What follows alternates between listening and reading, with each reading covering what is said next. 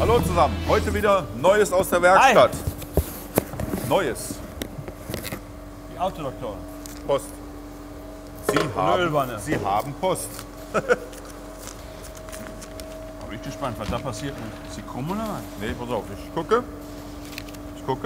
Nee. Oh, das ist schon mal gut. Geld. Hallo liebe Autodoktoren, hier etwas für eure Rubrik. Wer zweimal kauft, hat mehr Arbeit. Wieder umkonstruiert. Meine Tochter fährt Citroën DS3. Gut, ist ja nicht so schlimm. Aus dem musste ich das Öldrucksregulierungsmagnetventil erneuern.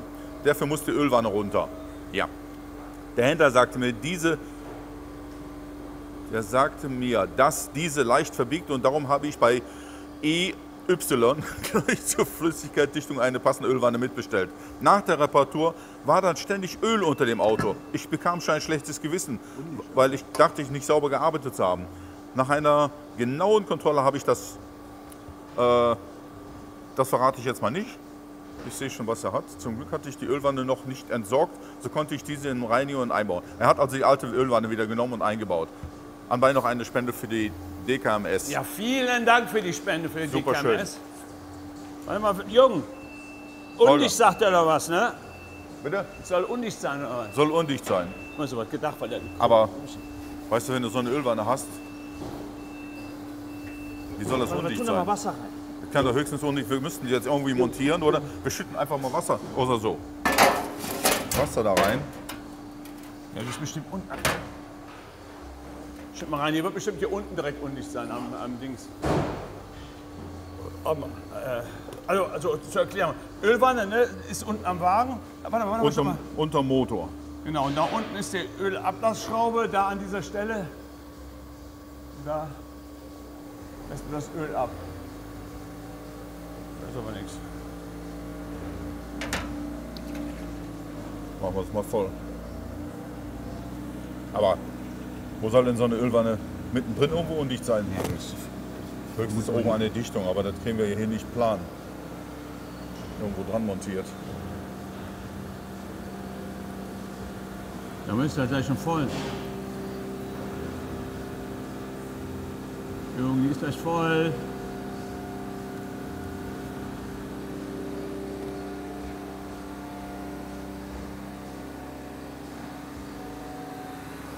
Ist sie schon nicht.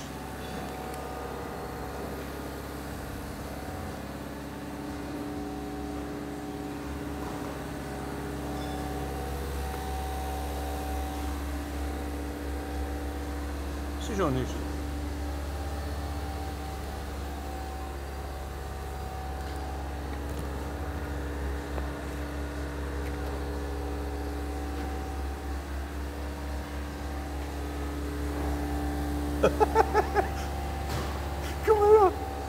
Guck mal her. Guck mal von hier. Weil das Wasser eine Spannung hat. Das Wasser hat eine Spannung. Wenn du die Spannung jetzt auflöst. Guck dir das an.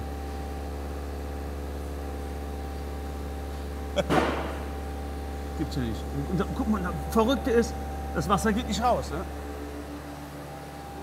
Haben wir mal Spüli.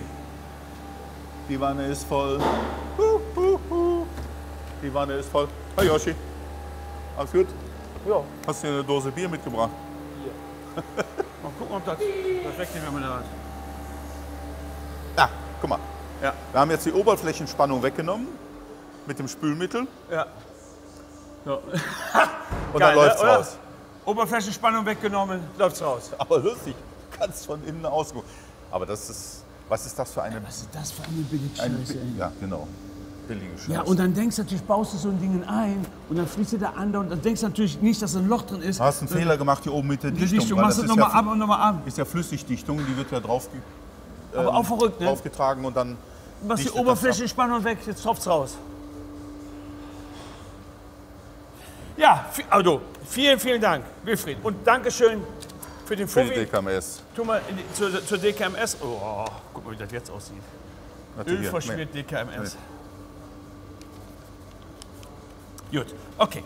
Gut, dann haben wir... Oh, der ist noch ganz frisch Also- gewesen. Vielen, vielen Dank dafür und schickt uns bitte solche Sachen. Mega interessant. Selbst bei sowas, so einer Ölwanne kann man schon nicht kaufen, das ist schon der Hammer. Ja, das ist Dankeschön dafür. Und schickt uns bitte so Sachen, das ist echt geil, weil da kriegen wir auch immer mehr Erfahrung, können das weitergeben. Richtig geil. So, dann haben wir hier einen Smart und der hat wohl ein Geräusch. Da haben wir eine Inspektion gemacht.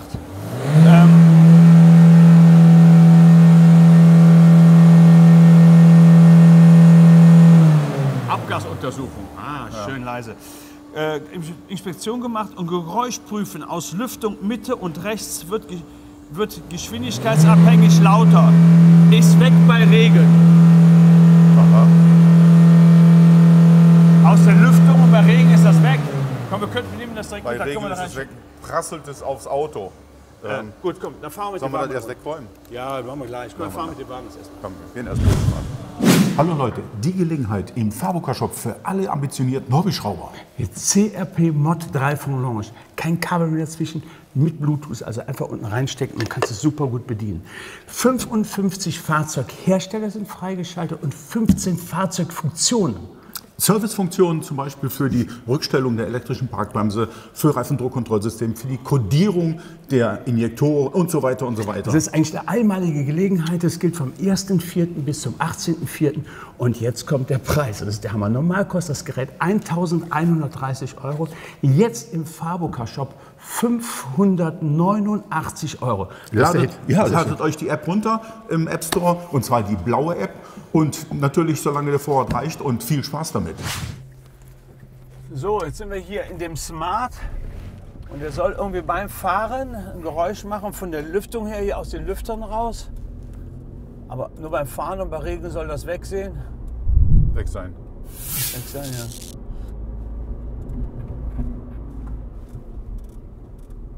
Ja, wahrscheinlich brauchen wir eine Straße, wo es ein bisschen glatter ist, oder? Aus der Lüftung kommt also nichts raus.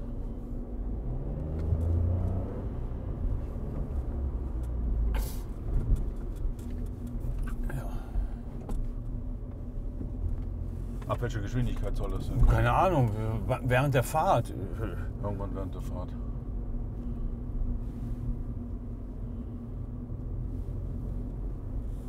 Aus der Lüftung?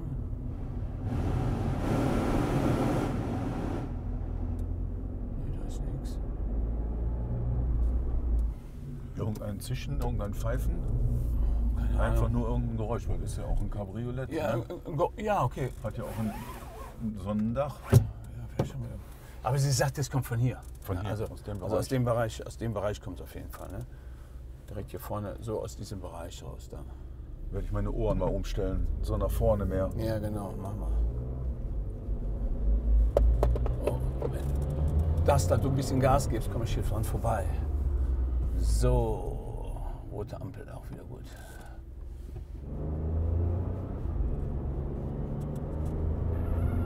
Jetzt.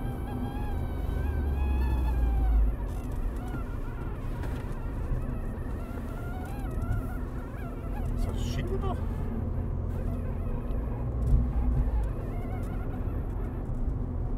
Ist weg.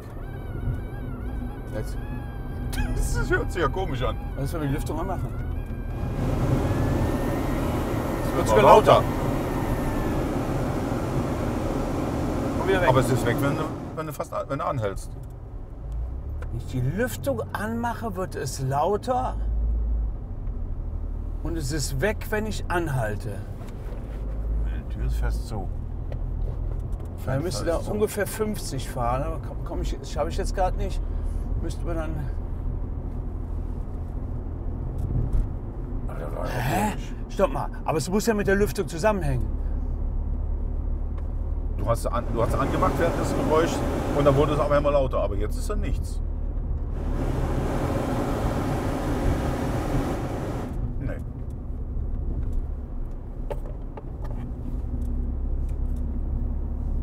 Ja. Nee.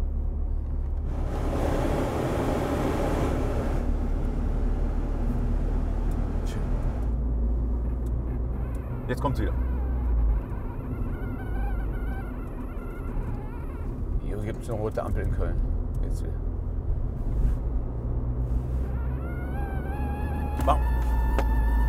Machen wir die Lüftung an.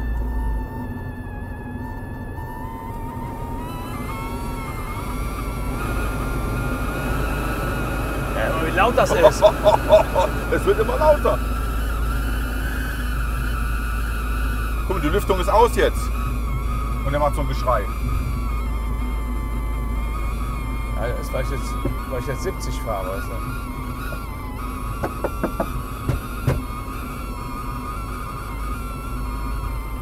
Aber es muss ja mit der Lüftung irgendwie zusammenhängen, Jürgen. Ja, aber jetzt ist es so laut, obwohl die Lüftung aus ist. Ich kann es lauter machen. Ja, hör dir das mal an. Da bist du ja bekloppt, die Auto.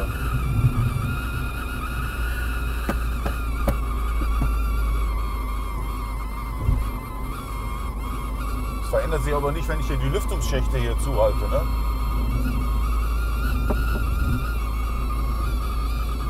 Und die Lüftung ist aus. Mach mal die Lüftung an, ob es dann lauter wird. Da wird es noch lauter. Es wird lauter, aber wenn du schneller fährst, wird es auch laut. Vielleicht hat das doch mal irgendwas mit dem Fahrt. So. Ich fahre jetzt mal. Ich habe jetzt die ganze Zeit 70. Jetzt fahre ich mal langsamer. Jetzt mache ich mal die Lüftung an.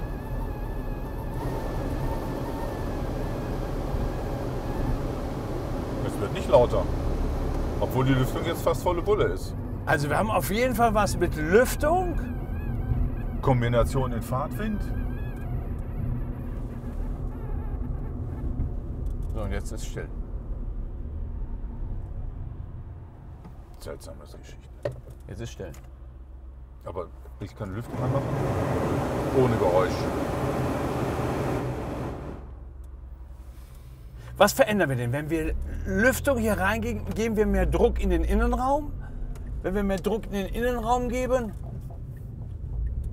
drückt es dann irgendwo raus, aber wo soll es denn rausdrücken, Holger? Türen sind zu, Fenster sind zu. da, Jetzt fängt schon wieder an. Bei 60. Drück mal oben am Glasfenster.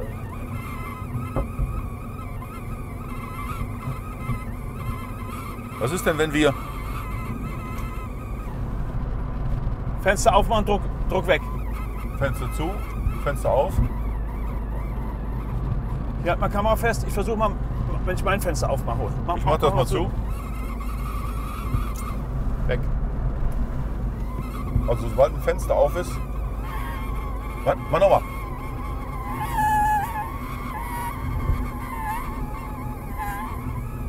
Leck mich um die Tüte.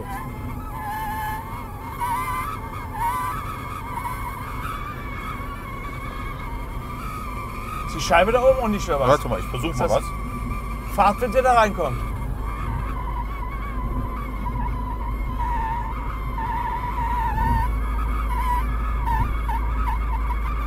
Ja.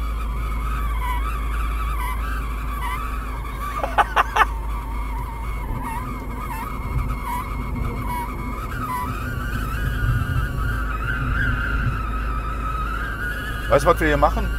Wir kleben einfach hier mit Silikon zu. Ja, ist Dann klar. hört es auf. Ja. Pass auf, wir fahren zurück in die Werkstatt und gucken mal, geben hier Druck rein und gucken mal, ob da irgendwo Luft Ja. rauskommt. Also wirkt ja so, als wenn die Scheibe da undicht wäre. Hammer. Aber hier ist nichts zu sehen. Sieht sauber hart aus, ne? Ja, normalerweise würden wir jetzt. Nee, wir machen was anderes. Wir machen was anderes. Normalerweise, das Genau, ist das nicht haben wir uns nämlich normal. gerade überlegt. Der Junge setzt sich jetzt rein, macht die Lüftung auf volle Pulle und bläst mit unserer Nebelmaschine Nebel in die ganze Bude. neben die ganze Bude. Das sieht bestimmt noch geil aus. Machst du Lüftung an und dann gucken wir mal, Ich ob mache der... erstmal Nebel an. Ja. Nee, mach erstmal Lüftung an und dann drückst du dagegen. Dann gucken wir mal, ob hier oben, ob hier dann irgendwo Nebel rauskommt.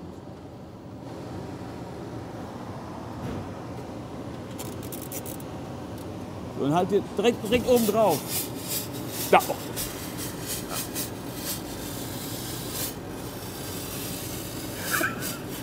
Die ganze Scheibe ist gemacht. Guck mal hier. Die ganze Scheibe ist lose. Oben, im ganzen Bereich. Ich sagen. Ja. Ist gut, Jürgen. Aber guck mal, hier kann man mal gucken. Bleib noch mal drin. Bleib noch mal drin. Guck mal, so sehen, wo so ein Auto überall undicht ist. Ne? Hier so hier die Seite. Doch, nichts tun. Na guck, hier. Da. Kann man sehen, wie das hier so überall undicht ist. Und das ist natürlich krass hier oben, ne? Aber so richtig dicht ist so ein Smart nicht, ne? Guck mal. Man dachte, dass man überhaupt noch atmen kann. Ist gut. Kann man sagen. Wer hat denn diese blöde Idee? Ja, du. Das ist das geilste Spiel, das wir gekauft haben. Konntest du was sehen? Ja, wie ohne Ende. Ohne Ende. Hier, über die ganze Fläche. Von da bis darüber. Und dann gibt es diesen Effekt, wenn du so einen Strohhalm oder so einen Grashalm zwischen nimmst und pustest da durch. Und dann fängt es dann an. Genau, und dadurch, dass wir dann Druck einschalten, verändert sich das. Vielleicht hebt die Scheibe sich dann noch ein bisschen mehr ab, weil Ja. wir ja Druck drauf Der geben. Druck will ja raus Du aus kannst dem auch richtig Auto. sehen, wenn du drauf gedrückt hast, als ich hier gezogen habe, dann kam es richtig ab. Gut, okay. Yoshi, machst du die Scheibe raus? Gut. Yoshi macht jetzt eben die Scheibe raus. Ist gar nicht schädlich, ne? Schädlich ist das nicht. Und wir schauen mal hier drüben. Wir beobachten, hier steht Josh da gleichzeitig, ich gehe nochmal rüber. Aber hier vorne, ein Kunde von uns und auch ein sehr guter Freund. Der hat hier ein Problem mit der Klappe. Müssen wir gucken hier, wenn wir jetzt aufmachen, wie die sich verzieht, die Klappe. Guck mal, die ganze Dinge. Ja. Der hat nochmal so einen elektrischen Öffner. So. Aus Freude am Zahlen. Was ist das? Oh. Oh. Uiuiui. Und weißt du, woher das kommt? Das ist, wenn Leute nicht wissen, dass Und das Ding drücken das elektrisch von Hand zu, ne? ist. Drücken das von Hand zu. Ja. Drücken die von Hand zu und jetzt sind die beide Seiten kaputt. Geht gar nicht mehr hier. Es geht zu. Das müsste eigentlich aufgehen. Theoretisch müsste hochgehen.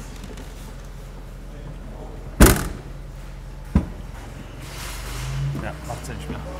Macht's nicht mehr. Gut. 2 neue. Ja, wenn ich mal gucke, der Pino hatte dann irgendwie einen Preis. Pino!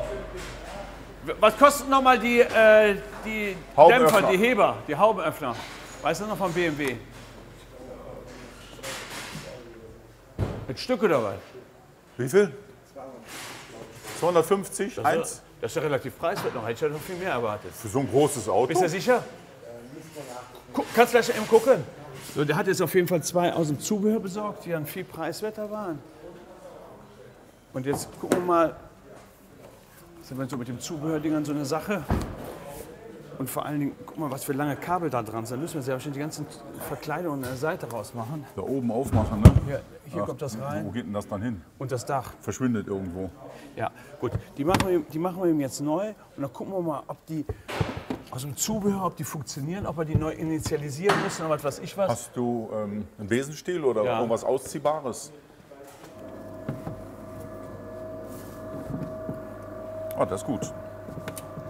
Schön auf Spannung passt. Gut, dann Glaubt das nicht. machen wir mal die Verkleidung auf und schauen wir mal.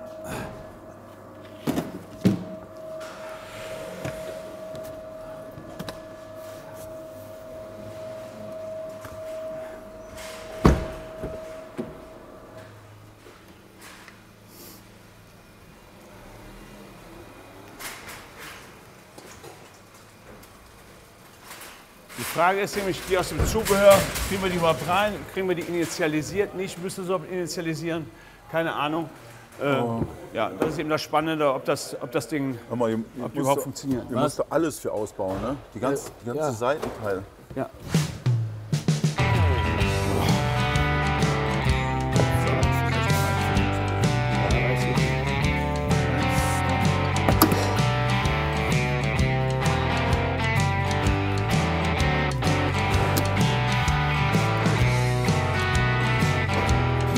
Ja, das Problem ist, um diese Verkleidung hier rauszunehmen, um den Himmel abzusenken, muss hier diese untere Verkleidung auch komplett raus. Naja, das ist natürlich nicht gebaut für so ein Ding zu reparieren, weil BMW geht davon aus, dass sowas immer hält, außer die Automatikgetriebe, wenn gebaut ist.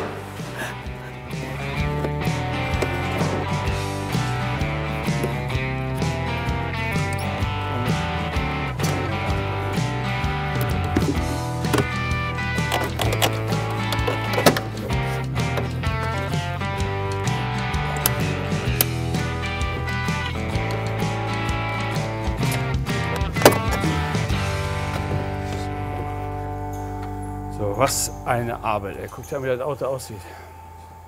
Ja, die Autos bestehen ja heute nur noch aus Plastik, ne? Da ist ja nichts mehr Robustes. So, das Problem haben wir jetzt hier, dass es ja immer so Zubehör ist. Hier sind diese Klammern nicht dran, mit denen der Kabelstrang befestigt ist. Welche Klammer? Hier, diese Klammern hier. Die sind jetzt am sind da nicht Originalstrang nicht dran, ne? Originalstrang nicht dran. Müssen wir jetzt ausmessen und dann müssen wir die abeinander dran kleben. Was so mal interessant Ist das Kabel denn wenigstens lang genug?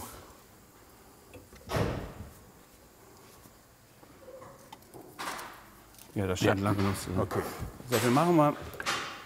Ich gehe mal eben eine Maschine holen. Gucken wir mal, was da innen dran passiert ist.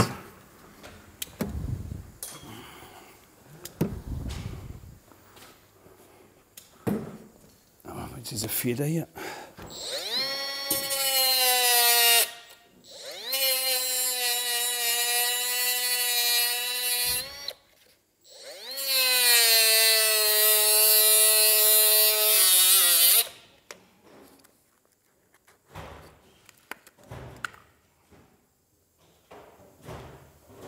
Wie sieht denn das aus, ey? Oh, die ist total, die ist gebrochen. Ah, okay, guck. Wieder gebrochen? Ja, die ist gebrochen. Das sah so ganz komisch aus. Ja, und das kommt natürlich, wenn man dann da an diesen Dingern die runterdrückt. Ja, mit Gewalt runterzieht, weil das ist, aber es passiert eben. Das ist mir auch schon ein paar Mal passiert. Aber normal müsste das doch so was aushalten, Holger, oder? Ja, normalerweise, aber die Frage ist, wie man das macht. Also, aber auch, nee, guck mal, hier ist auch Rost dran. Hier, da ist Rost dran. Die sind durchgerostet. Ja, das ist der Fehler. Da. Da kommt Feuchtigkeit rein. Die sind durchgerostet, guck mal. Oh ja. Die sind durchgerostet, die Teile. Das hat nichts damit zu tun, dass jemand darunter ist, runterdrückt. Gerostet. Die sind gerostet. Wasser reingekommen. Ja. Warte mal, schneid die mal auseinander.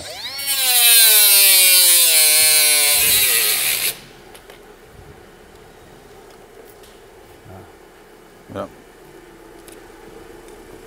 Ja, okay, gut. Dann wissen wir wenigstens, woran das liegt. Ja? Da ist irgendwie Wasser reingekommen da an diese Stellen. Und dann, wenn die natürlich mit der Zeit dort an diesen Stellen etwas schwächer und dann bricht es ab da. Ja. Und da ist dann im Prinzip durchgerostet, mehr oder weniger. Und dann kommt natürlich in dem Moment die Belastung dazu, dass das jemand runterdrückt. Aber da darf natürlich kein Rost reinkommen. Ich meine, wie passiert das? Die sind doch so drin, läuft hier irgendwie Wasser rein. Gut. Ja, nach dem Waschen, Holger. Auto waschen, Klappe hoch, Wasser läuft zurück über die Dämpfer. Gut, jetzt wissen wir auf jeden Fall, woran es liegt. Jetzt ist die Frage noch, also auch bevor wir die jetzt hier umstricken ohne Ende, Jungen, Ob die funktionieren? ob die überhaupt funktionieren. Ja, warte, ich mach den einen hier jetzt noch dran. Warst schon fleißig, oder? Ja. Ich gehe davon aus, dass es passt. Ja, Ist ja schließlich aus dem Zubehör. ja. Genau. Deswegen, ne? So, 2 habe ich schon dran. Dann kann man das mal hier reinfummeln. Oh je. Ja, wo bist du denn? Ja, ei, wo bist du? Wo bist du? Da hier. Da hier. So. Ich mache mir jetzt nicht die Mühe, die Dinger da dran zu machen. Hast du was Einfacheres? Ja, ich meine, das geht ja auch gut mit Kabelbändern hier. Das ist auch super. Ja, können wir auch. Ne? Ist noch nicht. Aber jetzt erstmal anschließen Ja, und dann ich schauen, zieh ob das es erst mal rein funktioniert. hier. Aber was nützt es das, wenn wir das jetzt alles einbauen, alles hier zusammen machen und dann geht's nicht. Also da erstmal. Ja, die Chance ist 50-50, dass es geht. Wohin geht's denn? Ja, wird es denn gehen? Mal gucken, was der Josh da macht. Und jetzt mal.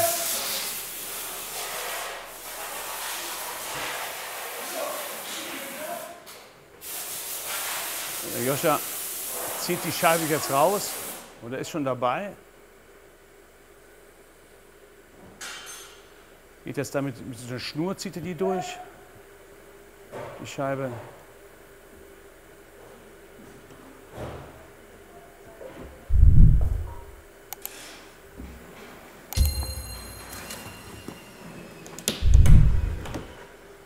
Oh, gerissen, oder? Ha? Ist gerissen oder? Ging gerade so plopp.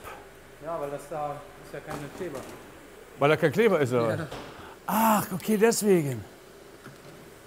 Weil da oben kein Kleber ist, hat die Schnur keine Spannung mehr.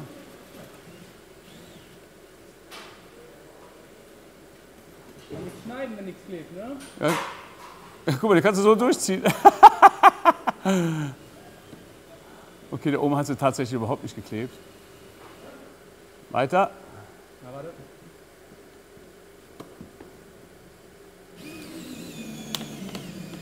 Aber hier klebt es wieder, hört man ja auch, wie es auch knackt. Hier aber auch. Hier war auch nichts, gerade in der kleinen Ecke da, ja. Ja, bin mal gespannt, wie das gleich aussieht, wenn die Scheibe raus ist. Bist du unten schon rum, oder? Ah ja, du bist unten schon rum. Das ist noch das letzte Stück, was jetzt rausgeschnitten werden muss. Das Stück hier noch. Und dann schauen wir uns die Scheibe mal an. Das ist jetzt ein Megasystem.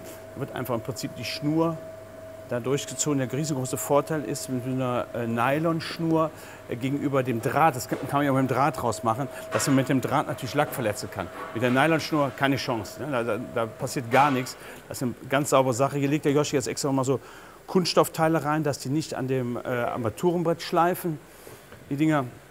So, und jetzt zieht er im Prinzip mit dem Akkuschrauber. Ich das hier nochmal. Warte mal ganz kurz, Yoshi, warte mal ganz kurz. So kann man jetzt auch besser sehen, da, wie der jetzt hier das Ding durchzieht. Und jetzt läuft hier die Schnur langsam durch. Jetzt schützt das hier nochmal die Seiten, dass da nichts an die Verkleidung drankommt. Stopp, muss hier noch ein Stückchen Verkleidung schützen, Josh.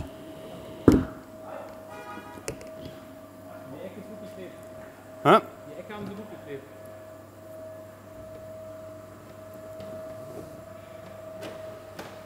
So, jetzt legt er nochmal um.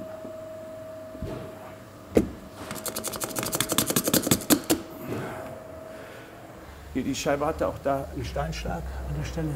Da. Also, die hätte man sowieso da nicht reparieren können an dieser Stelle.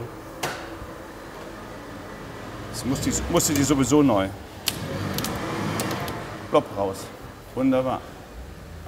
Jetzt auch noch den Spiegel noch dran, ne? Spiegel ist noch dran. Ist ein Kabel noch dran? Nee, der ist ab. Aber ich habe den Spiegel eben nicht rausbekommen. Okay. So, dann hier mal auf. So.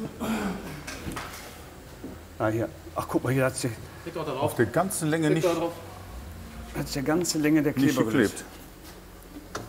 Das ist im Prinzip der Kleber, dann kann man ja sehen, der hat sich hier auf dieser Länge von der, ja, da hat der komplett nicht geklebt. Und hier vorne war auch noch eine Stelle, hier, das sieht man auch hier. Und ich gucke hier und hier hat sie auch, ne, nicht gelöst, das ist das, was Aber wir eine vorhin falsche gesehen Stelle, haben. oder, Yoshi? Oder der Dingsdurchgang. Die ist schon mal neu gemacht worden, die Scheibe, sieht man. Nee, die ist serienmäßig. Nee, guck mal. Nee. Hier ist noch keine neue reingekommen. Bist du sicher? Guck mal, wie scheiße das aussieht. Das macht bei denen aber noch ein Menschen. Das ist aber keine Maschine. Aber guck mal, vielleicht ist sie schon mal neu gemacht worden. Nee, die ist nicht neu gemacht Guck mal hier. Ja, aber es ist nicht neu gemacht worden. Die Serienscheibe. Oder der Scheibenrahmen wurde neu lackiert. Weil das siehst du, wenn die Scheibe schon mal neu gekommen wäre. Aber das siehst du hier, das ist die Müsste eigentlich noch ein Klebestreifen Genau. drauf sein. Ja. Das ist die Seriennaht. Ja, aber hier, ne, da ist der. Ach, guck mal, da sieht man auch, der Primer hat sich von der Scheibe gelöst. Von der Scheibe gelöst. Hier. Aber das haben einige Autohersteller, ne? Dass die Scheiben undicht werden. Neufahrzeuge. Ja, okay. Gut, Neufahrzeug, ne? Ja, das ist schon was Neufahrzeug. älter, ne? Weißt du, wie scheiße das ist, Älter, ein 4 Neufahrzeug? Jahre? 4 Jahre. 4 Jahre? Ist ja, Ja. nix. Wer weiß, wie lange das schon ist. Und ja, und dann ist der Wind, geht dann hier rein und dann fängt die Scheibe an zu wackeln. Dann haben wir 3 Jahre, 4 Monate. dieses Geräusch. Und wenn wir jetzt den Druck ja hier fast neu. reingeben, verändern wir hier auch den Druck auf die Scheibe. Ja, cool. Gut, ja, dann neue Scheibe rein, kleben, Sauber neue Scheibe rein. Hammer, habe ich schon nie gehört, so Geräusch, ne? Noch nie. Ich auch nicht. So, jetzt kommt der Moment. Ja, das ist schon mal geil. Mega. Guck mal. Mach nochmal zu. Lass mal zufahren. Ach, guck mal, ist ganz verzogen. Guck dir das an. Dadurch, dass der eine nur funktioniert hat, hat sich das ganze Ding total Verwunden. verwunden. Ne? Hier kann man sehen, der Abstand hier. Ich den Finger reinstecken. Und hier kriegst du einen Fingernagel dazwischen. Und hier nichts. Das heißt, die ist im Prinzip, muss die ganze Heckklappe Irgendwie da darüber da in die Richtung. und wahrscheinlich auch noch ein bisschen verdreht werden. Gut, das können wir nicht machen. Das können wir einfach nicht. Das ist auch nicht unser Job, Holger. Ja, guck dir das an, wie das steht. Ich mache eben noch eine Karosseriebauerausbildung und dann mache ich das. Muss Okay, dann müssen wir Karosseriebauer zu unserem Karosseriebauer fahren. Ja. Aber hast du gesehen, wie viel Spannung noch drauf ist? Pom, springt die auf. Plopp. Ja. Gut, wie Jürgen gerade sagte, dass der eine nur dran war, der andere rausgeflogen ist, da hat sich das ganze Ding verschoben. Verzogen. Verzogen. Wir schieben ihn jetzt, wir bauen das jetzt wieder zusammen und bringen ihn zu unserem Karosseriebauer und der kann hinten die Heckklappe richten, mit hier oben die Schrauben lösen, je nachdem verbiegen wieder. Irgendwann ist er ja richtig mies gelaufen. Ne? Wir haben bestimmt eine Idee dafür. Müssen wir mal gucken. Auf jeden Fall, die Dinger hier funktionieren so im Zubehör, ist doch Ja. geil. Und ja, ihr Lieben, das war's. Das war's. Gute Zeit, bis War's zum das nächsten schon? Mal. Wir freuen uns aufs nächste Macht's Video. gut. Daumen hoch, abonnieren, kostet nichts. Bis dann, ihr Lieben. Tschüss. Tschüss. Ja, der Hammer, dass das Ding so krumm ist. Ne? Ja, aber war fast abzusehen, oder? Ich weiß nicht, wie lange er damit schon rummacht.